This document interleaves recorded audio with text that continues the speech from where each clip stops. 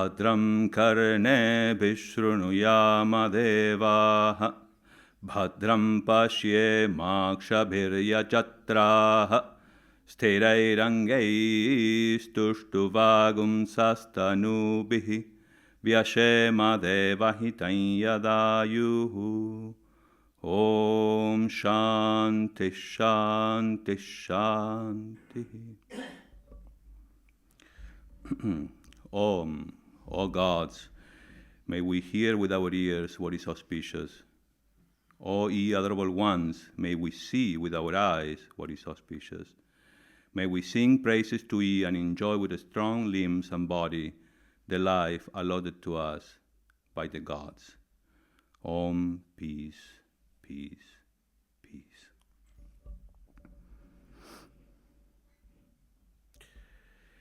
There are only two ways to live your life.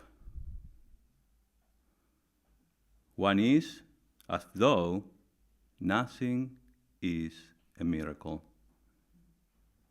The other is as though everything is a miracle.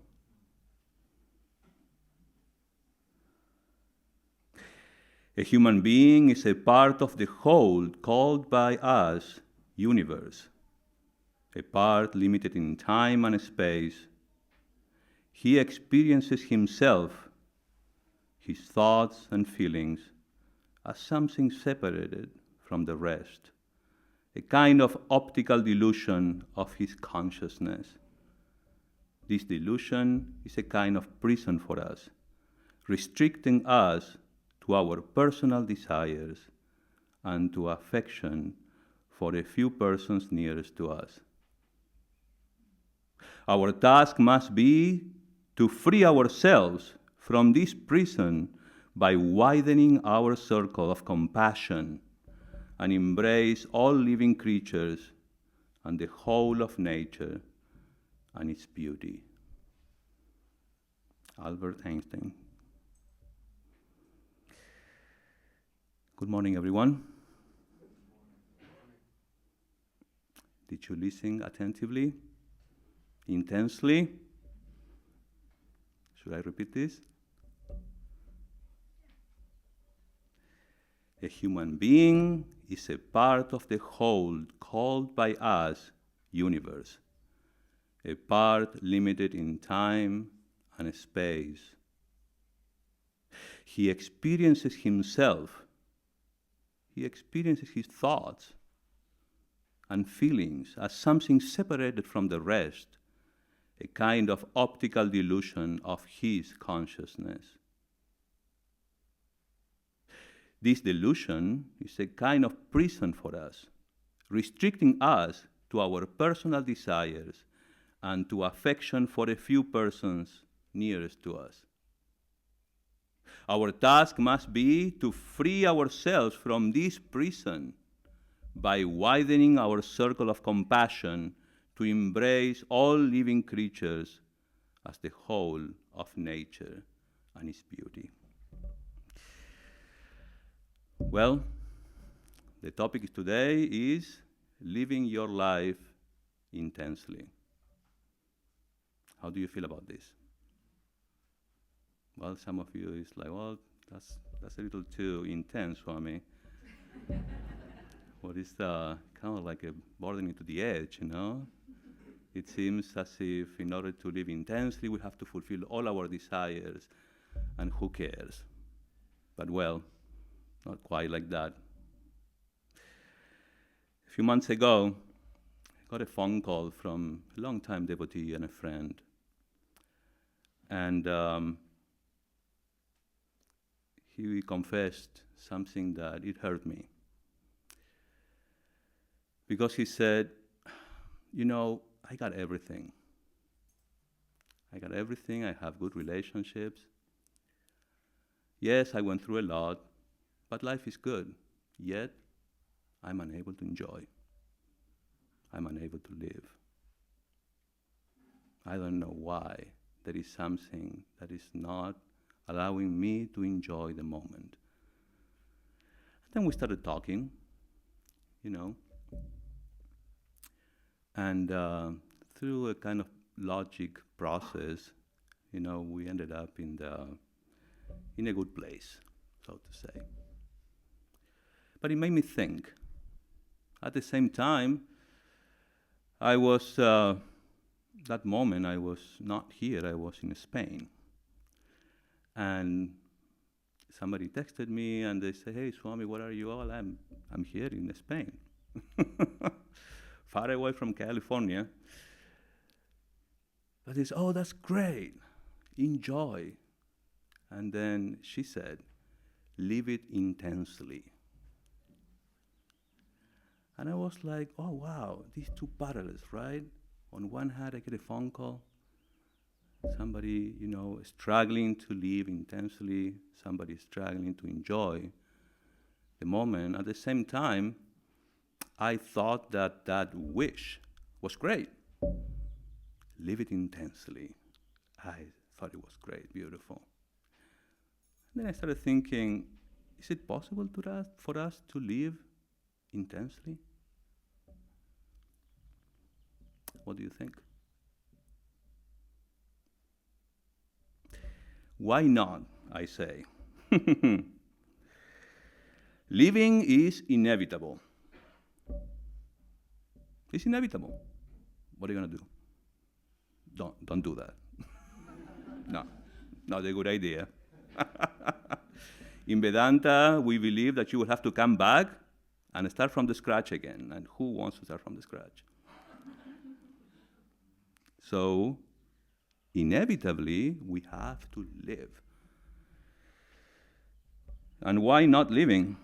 And if living, why not intensely? Why not? We usually like to live and dream intensely about the future and about the past. And some of us can be very, very intense when it comes to living the past. Oh, those glorious days. So I got you there. Why not living intensely in the present?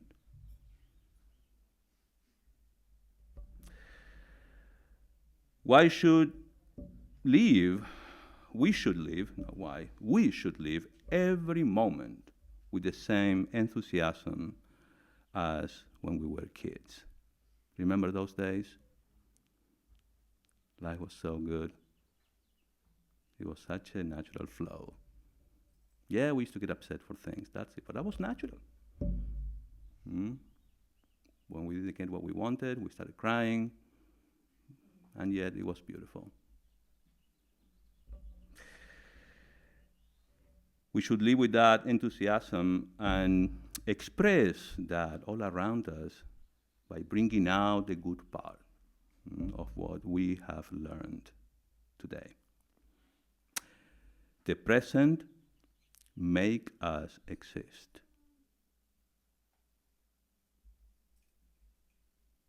We exist here and now. Don't follow your mind. Stay here. Living in the present allows us to being aware of each situation, finding the eternity in every single moment without wanting to change a thing, without wanting to change anything. You accept what comes to you. We are here to live and not to be lived. We can assert our own lives, choose the life we want to live. Because life simply is. Agree? Therefore, a life lived intensely, intensely committed, intensely dedicated, intensely related, because we have to relate in life, with a value structure, with a strong determination. We make a distinction between being alive and living my life. One has no choice in some areas in life. There is no choice in exercising choice for a human being. We need to choose. Should I breathe or not? I have no choice if I want to live. Yet that happens spontaneously.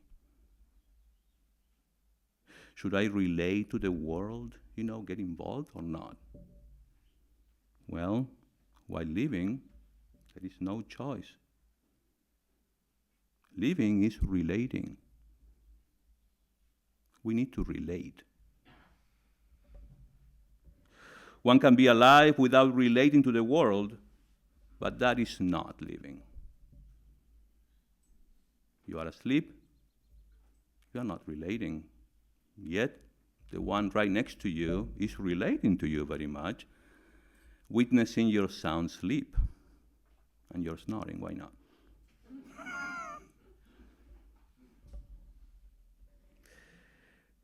In a state of a coma, one does not relate to the world.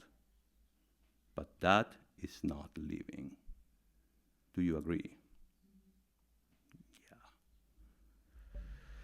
You are alive, and yet you need to live your life.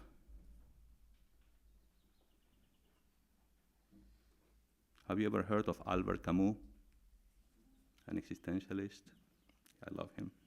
He was a novelist, a playwright, a journalist, a philosopher of the 20th century. Camus says, stop looking for happiness in meaning. I say, stop looking for happiness. He says, you will never be happy if you continue to search for what happiness consists of. He was promoting here what is called living without appeal, which means to acknowledge that there is nothing else for you to see beyond the here and now, just the ordinary and mundane everyday existence. I know, sounds a little like, but I like it.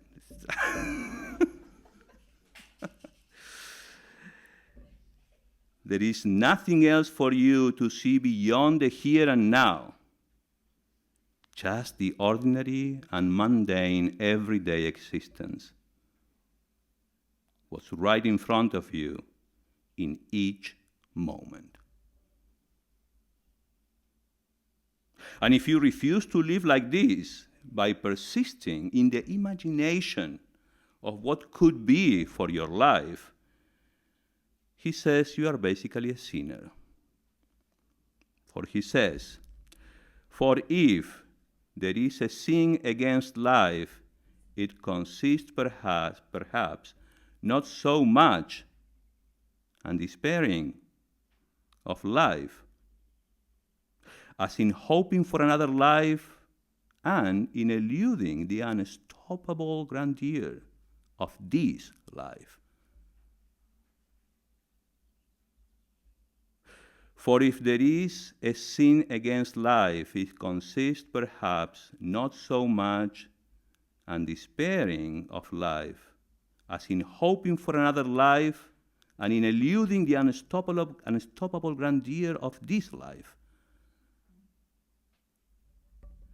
To put it this simply, the biggest sin is not so much hating your life as much as it is hoping for another life, because in doing so, you are missing out on the beauty of the life you now have. I think it's really good. Many of us are scared of living. Yet life is beautiful, and it's for us.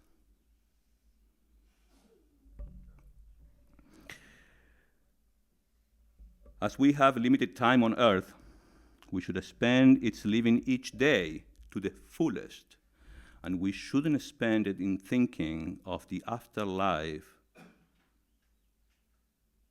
Your life is here and now. I cannot like this.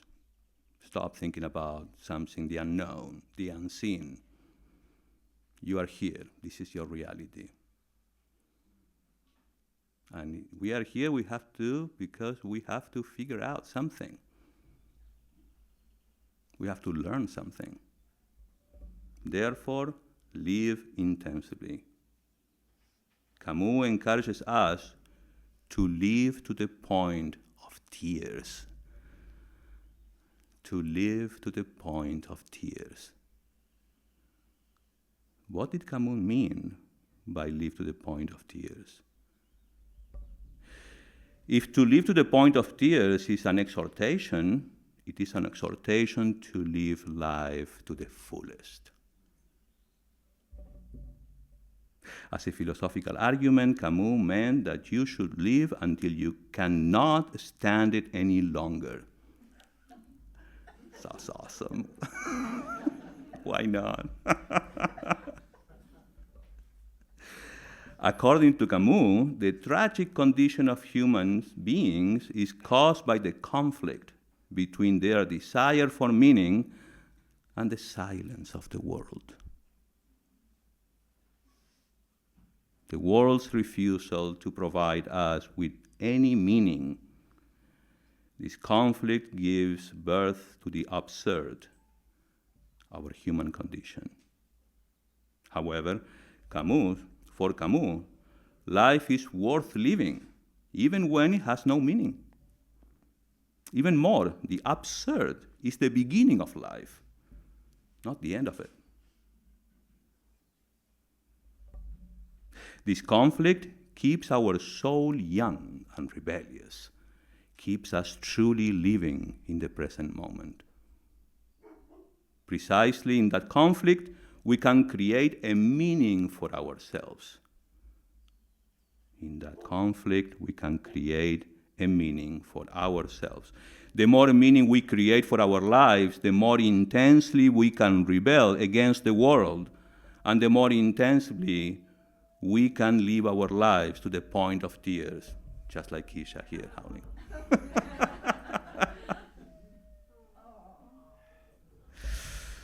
Acceptance leads to individual freedom.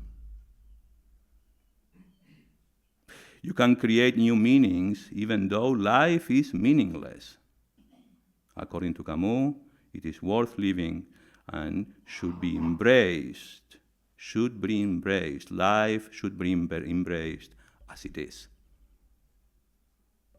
We are still living in here and now. We need to live in the present moment and make the most of it.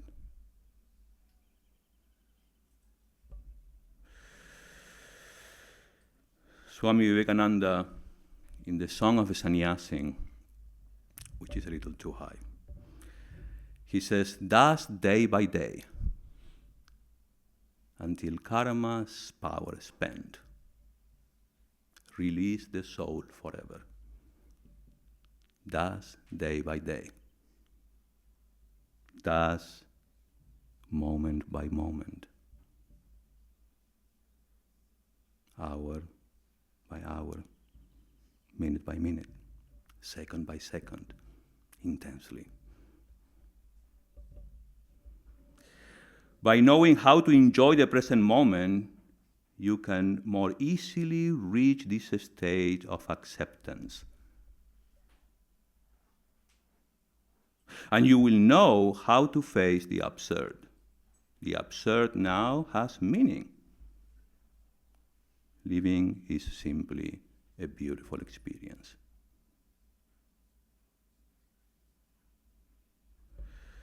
Live intensely, live with passion. Camus thought that the greatness in a person is pulled out of them when they are confronted with challenges. So instead of asking what my passion is, The better question would be, what can I be passionate about? Explores the qualities of vitality, curiosity, and spontaneity that makes us feel alive. Vitality, curiosity, and spontaneity that makes us feel alive, whatever it is. Maybe walking the dogs, spending time with your kids, witnessing their innocence and see how they grow every day, taking a painting lesson, piano lesson, whatever it is. Pursuing what increases your focus and intensity and in turn defines your life by that passion, he says. And if you have a life, and if you have a life to find, and if you have to live to find a passion, according to Camus, you are living a life to the fullest.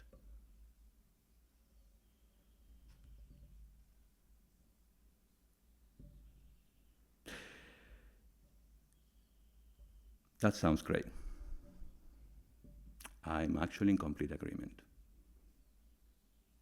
that we have to find somehow something we are passionate about and spend our time in meaning, something that is meaningful to us. However, we relate to the world. We have to relate to the world. Relating is inevitable. The question is, how do we live? Living is relating. In order to live your life, you need to be present. You need to relate to the world. Do I have a choice to relate to the world? When you open your eyes, you relate to this. When you think of something, you also relate. When you imagine, you relate. Even in dream, you relate. While you are awake, you relate to the world. So while living, I need to relate to the world. I have no choice. Living means I have to relate to the world by experiencing my senses, our interaction with each other, imagination, and yes, why not, those fantasies that are sometimes hopeless. We relate. We do not choose to relate, though I may choose to avoid a relationship. I do not choose to relate. It just happens. But I may choose to avoid a relationship. Yet, it is a form of relating. I see you in front of me. We are relating to each other. It is subject and object relationship. I am the subject, you are the object. I'm going to go a little Vedantic here. Be patient with me. It's a little dry, but it's needed. From there, we can get some sweetness towards the end. It is impossible to avoid this relating. It is impossible to avoid making a choice. Should I eat or not? I need to choose. How often? What to eat? When to eat? How much? There is choice all the way, all the time. And when you relate to a situation, how do you respond to that particular situation? If you consciously respond, there is choice. One has to take the initiative in developing the capacity to choose.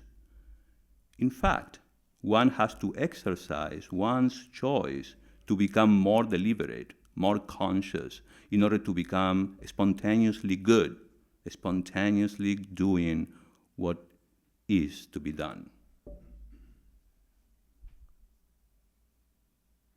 Since my relating to the world is inevitable, either I relate to the world intelligently, or I relate unintelligently or mechanically. To be intelligent is to be objective, subject and object. It is a subject-object relationship. The word objective naturally presupposes another word, subjective. It's opposite. To be objective is not to be subjective. When I see a flower, I accept the flower as it is. I am objective. When I see a person, I accept the person as he or she is. I am objective. We need to relate to the world objectively. To be objective, you need to reduce your subjectivity. To relate, I must be present. The I is the subject, and what you relate to is the object. It may be a person, an object, or a situation. There is something that you objectify, which you call object, and you are the subject who objectifies. The subject-object relating is what we call living. This is important for you to understand. Don't get lost in what is this Swami saying? Subject, object, subject, object. Try to follow. Be present. This is very important because this relating is life itself.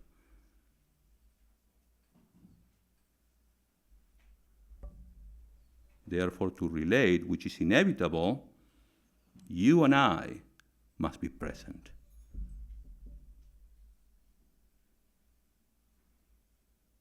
You need to relate all the time to this world. In relating, the one who is invariably the subject refers to as the first person I. The I is the subject. Objects are variable, whereas the subject is always invariable. To be objective is to truly understand the subject. And most of you must be thinking, oh, here we go again. The Swami is going to tell us that I am the Atman, I am the self, and the divine being, and blah, blah, blah. The Vedanta thing, right? The usual formula, and guess what? Yes. Yes. In order to understand this relating, living the life, you need to understand who is the subject. Now, I also accept that the subject has got some issues. It is affected. Affected subject. Affected? Yes. Even though you are invaluably present in all the situations, you see yourself as a complex being, and not as one single person, for you are in different roles in life. Haven't you thought about it? You have different roles. Depending with who you relate to, you're kind of a different person. Who are you truly? I know, I'm sorry, but hey, this thing is cool. To think about it. It's like the role of an actor. We are acting all the time. Yet, we miss something. We miss the knowledge that we are actors.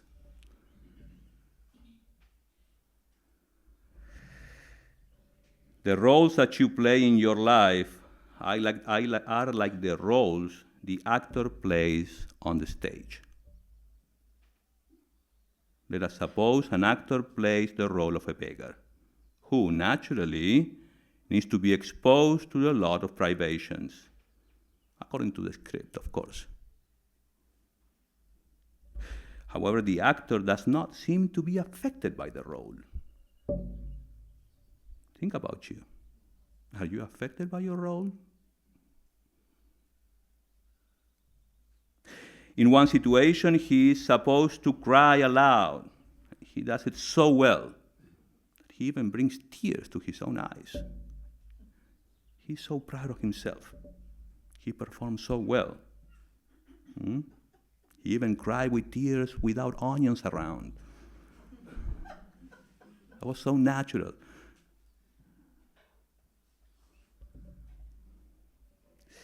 He's later congratulated by his friends and audience.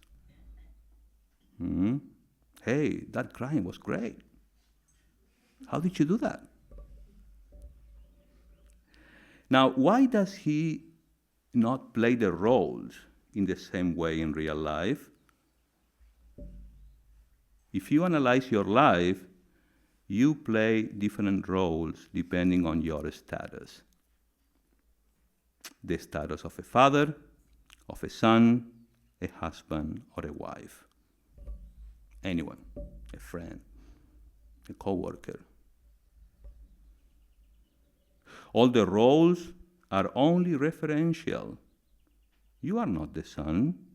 You are not the father. You are not the husband or the wife. When I say I am the father, I am the son, I am a wife, you are looking at yourself from different standpoints that define you in different roles. These are nothing but notions, and they are all about yourself.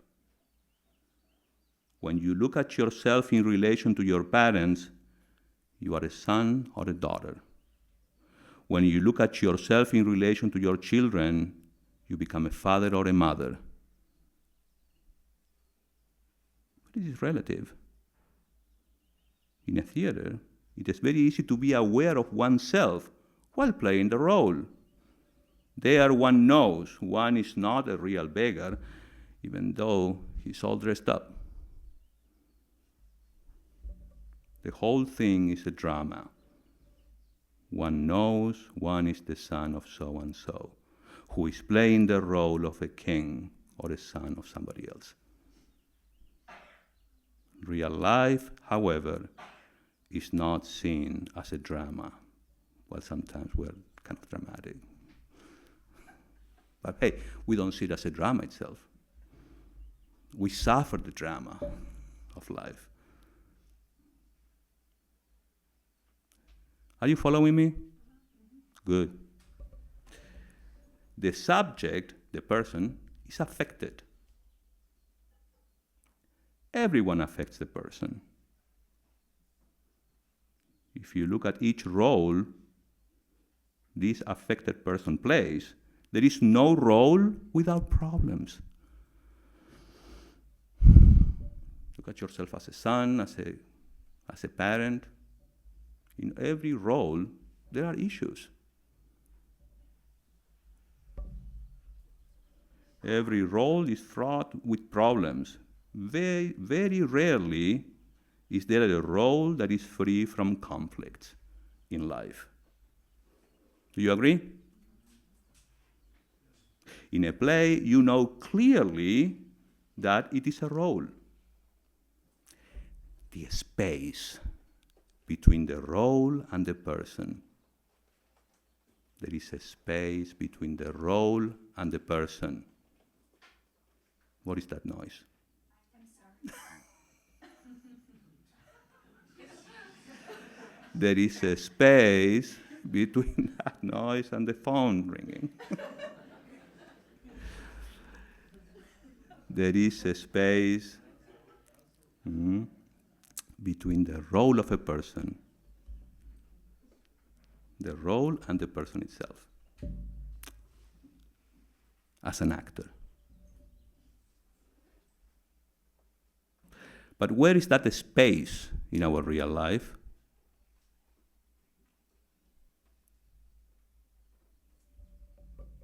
Do you know your actors?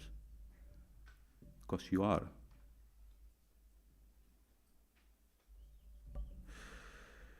You do not find any space inside. It is all jumbled up. You are all conflicted. All these notions, I'm this, I'm that, I'm a son, I'm a father, I'm a wife, I'm a mother. It's all mixed up.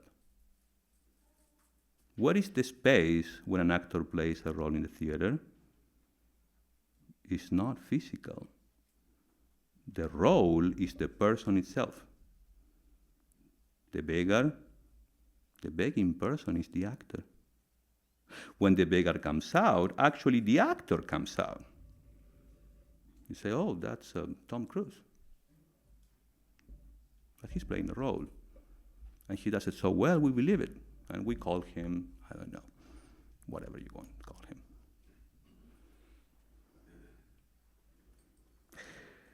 Really speaking, the beggar does not come out. Therefore, the beggar is the actor. In fact, the actor assumes the role of a beggar without losing his real identity. But it is not so in our lives. Why? Why?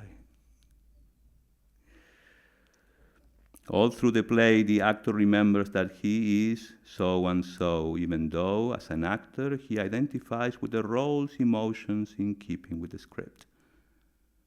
And while he remembers himself, his riches, his wealth, while assuming the role of a beggar, there is a space.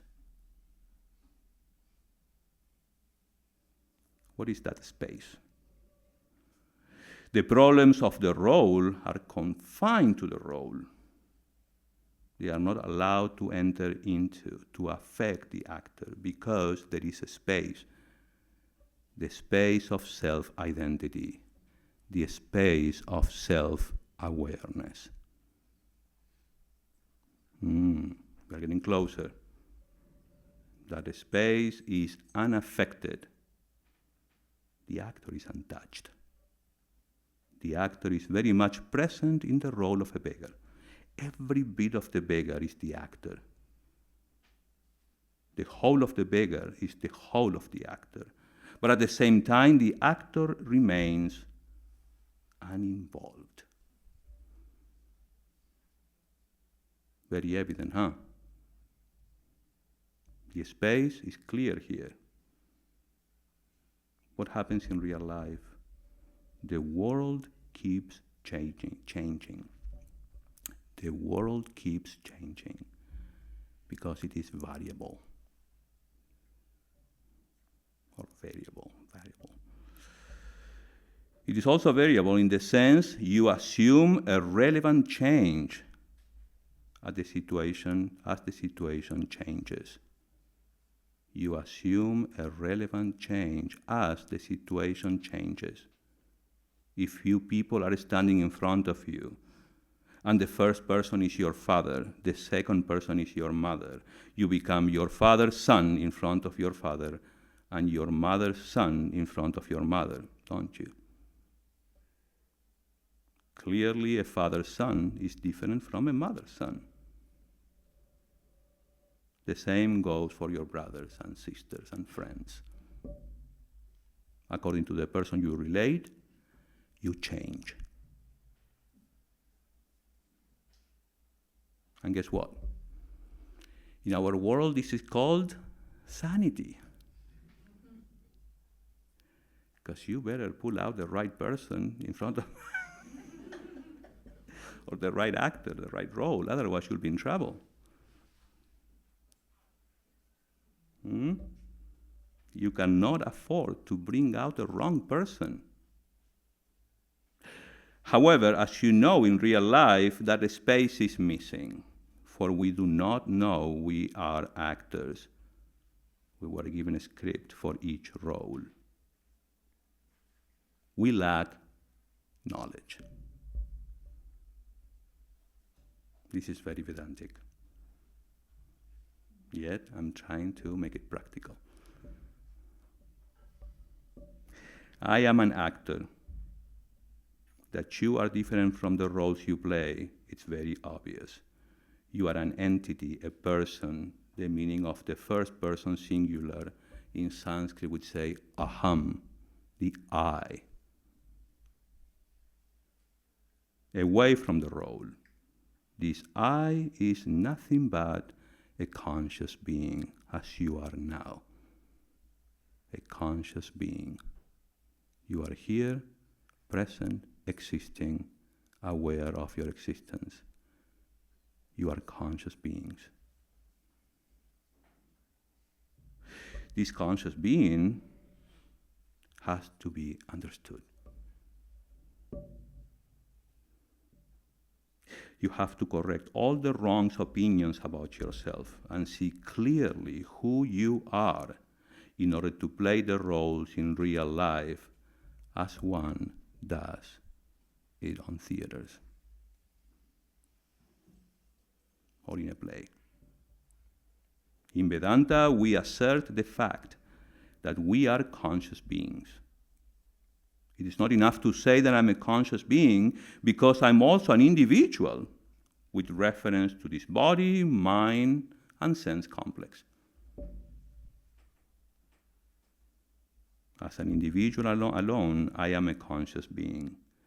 This conscious being is also related to the total. Because you are. You don't acknowledge it. I am a conscious being. Guess what? You are a conscious being too. And we form a total consciousness.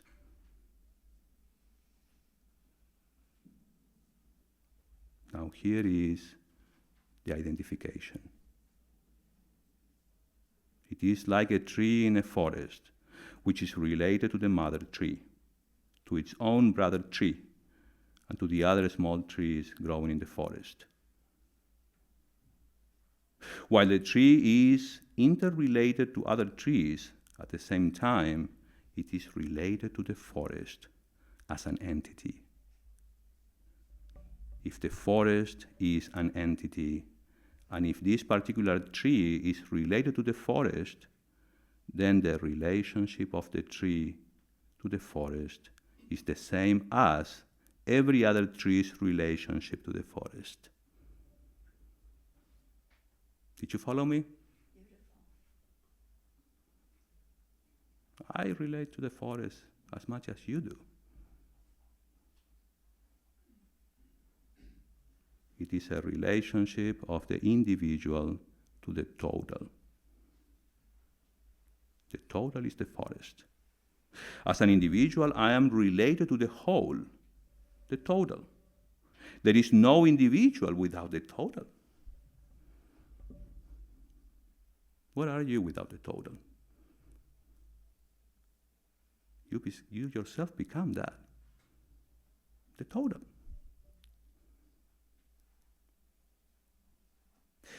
If the individual needs to be understood, if you need to understand yourself, so you need to understand this relationship, this total, which is happening all the time, right here, right now.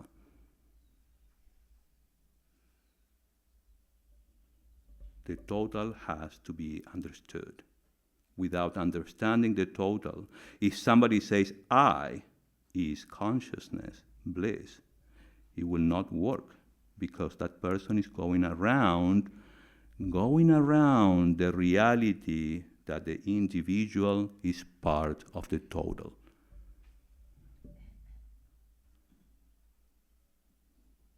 we continue being selfish, centering ourselves.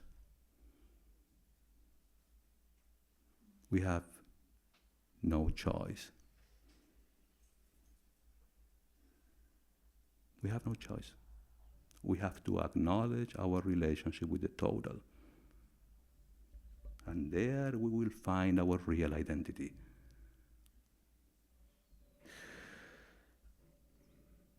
You cannot go around the reality, the capital reality. You cannot bypass the reality of the total, of what you call, we call, G-O-D, God.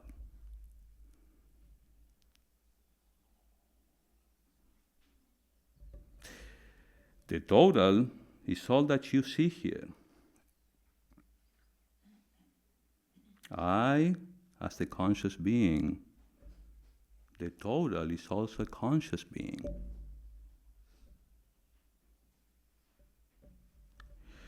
If it is the truth, then my not knowing the truth creates all the conflict.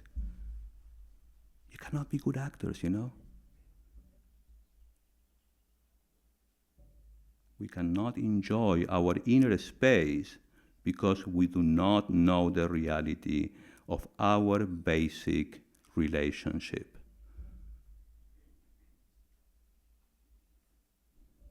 The actor knows that he is an individual.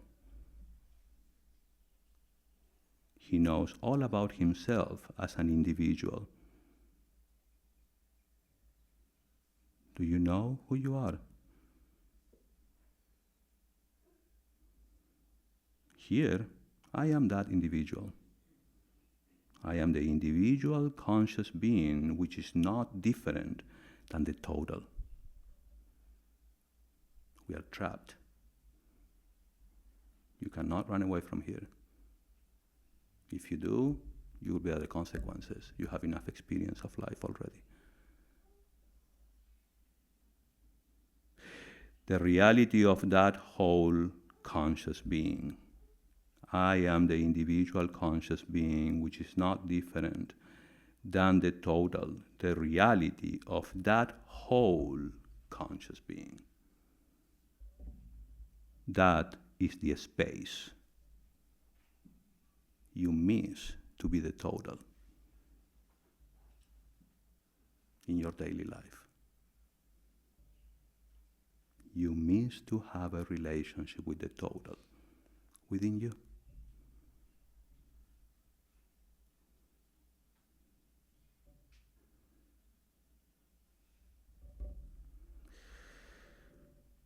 Albert Camus says, funny, I would rather live my life as if there is a God and die to find out there isn't,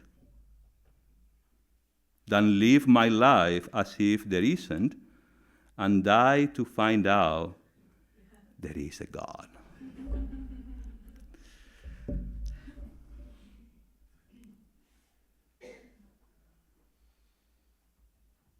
I struggle, you know, also with the concept of God. Yes, because I might be an existentialist, as well. Because I wonder, why are we here? What is all this? I questioned this when I was a kid.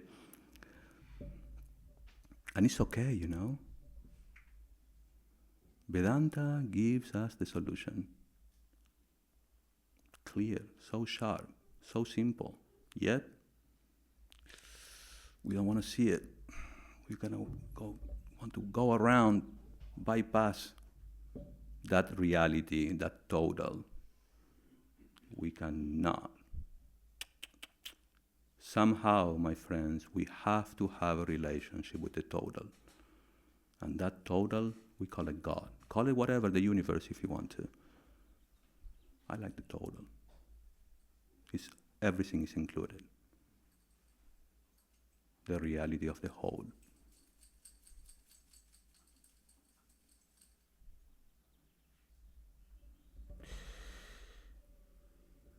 You have to establish this relationship by recognizing the fact that as an individual conscious being, you are related to what we call God or the Lord, who is all knowledge and who manifests himself in the form of the world.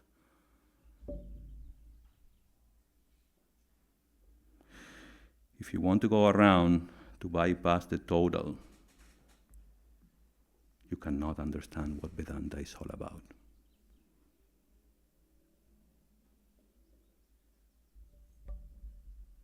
It just doesn't work, It's never worked, and it will never work.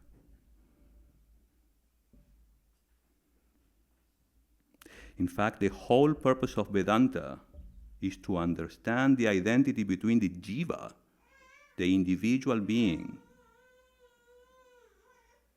and Ishvara as a whole. Jiva Brahma Aikyam in Sanskrit. I would repeat, the whole purpose of Vedanta is to understand the identity between our individuality, who we believe we are, and Ishvara, the total. To understand, take it, accept it. When you recognize this relationship, guess what happens? You surrender. You give up. You give in. You become what we call a devotee.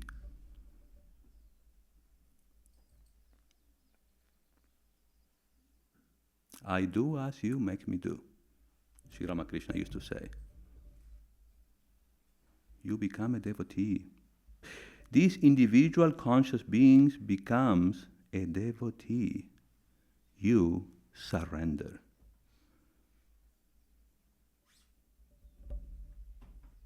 In this self-identity lies the space we need in relating.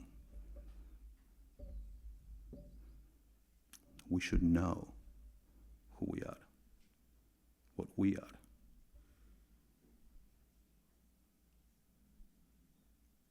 In India, they have so many customs that have become habits in their culture. You greet each other, we greet each other with namaste.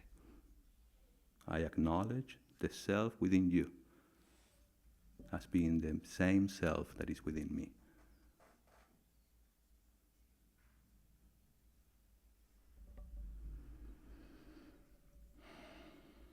So if you are a son, then you are a devotee son. If you are a father, you are a devotee father. You add that attitude to your life.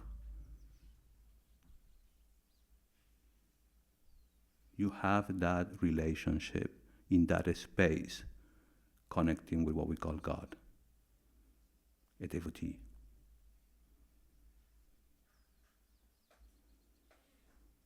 And if you are a mother, you are a devotee mother. This is the reality. In order to live intensely, you need to recognize this relationship. It is simply recognizing, accepting, and understanding what it simply is.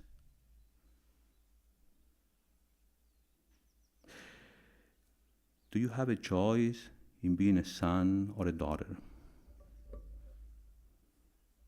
Do you? I am a son, clearly. So, are you?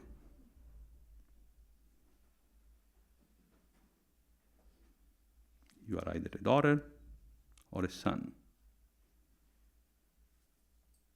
You have a choice when you say, I don't want to marry, particularly in India. They want to marry you at any cost. I want to remain single, you can say. That's a choice. But you cannot say, I don't want to be a son or a daughter, because you already are. Unless, I don't know, you can claim and prove that you are coming from a different world where, I don't know, which is difficult. You can say, I don't want to be a son. I wish I were a daughter. And our life is full of wishes, you know. We wish so many things. You have no choice here. You are either a son or a daughter. Similarly, you have no choice in being a devotee, in accepting the relationship with the total. We try and try. And our experience is, the Buddhists call it suffering. We keep suffering. And our life is truly a drama.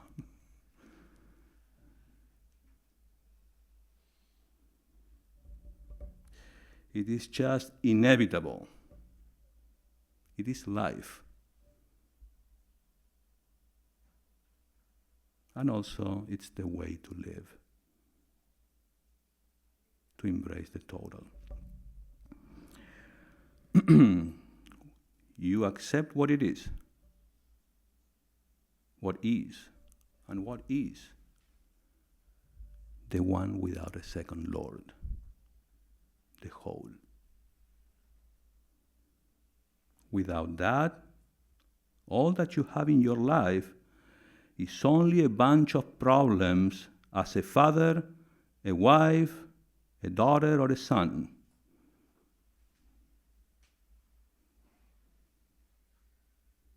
Because you will be unable to see and remember that you're an actor. You will miss that space.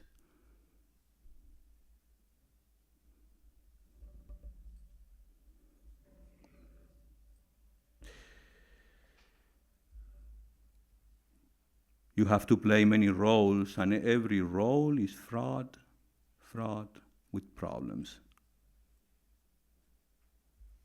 The answer to this is the appreciation of the existence of the background. This knowledge makes you compassionate, makes you a compassionate person. Compassion begins with you. You start feeling for each other. You understand the conflicts and the dramas that we all have to go through. We feel for each other. We are able to express love when we remember this. When we have this relationship with the total. Our task must be to free ourselves from this prison by widening our circle of compassion, to embrace all living creatures and the whole of nature and its beauty. Albert Einstein. Only then is compassion towards others possible. Lao Tzu, you know, the Chinese legendary and historical figure, who is considered the founder of the Taoism. He says, kindness in words creates confidence. Kindness in thinking creates profoundness. Kindness in giving creates love.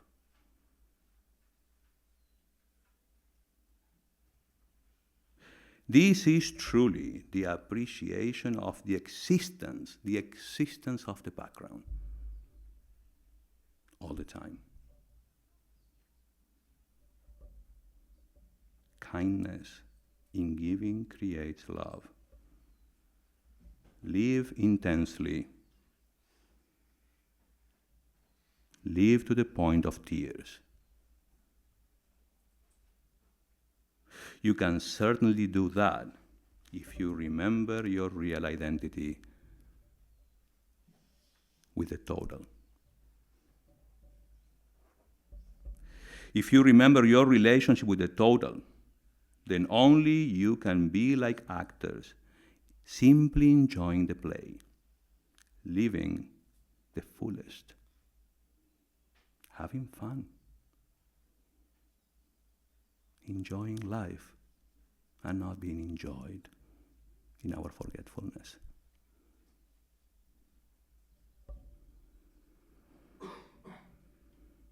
Then only we will be able to live objectively and not stained by all the notions about ourselves. I am just a devotee.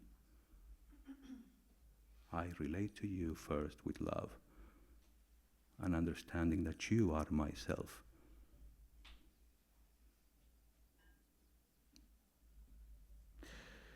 Living aware of the total as not different to yourself. Then only you can live intensely. Life, says Thomas Merton, is this simple. We are living in a world that is absolutely, absolutely transparent, and the divine is shining through it all the time. Life is this simple. We are living in a world that is absolutely transparent, and the divine is shining through it all the time. This is not just a nice story or a fable. It is true. Thank you. Om Purnamadah Purnamidam Purnat Purnamudachyate Purnasya Purnamadaya Purnamevavashishyate. Om Shanti Shanti Shanti.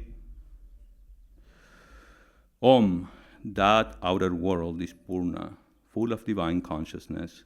This inner world is also Purna, full of divine consciousness. From Purna comes Purna. From the fullness of divine consciousness, the world is manifested.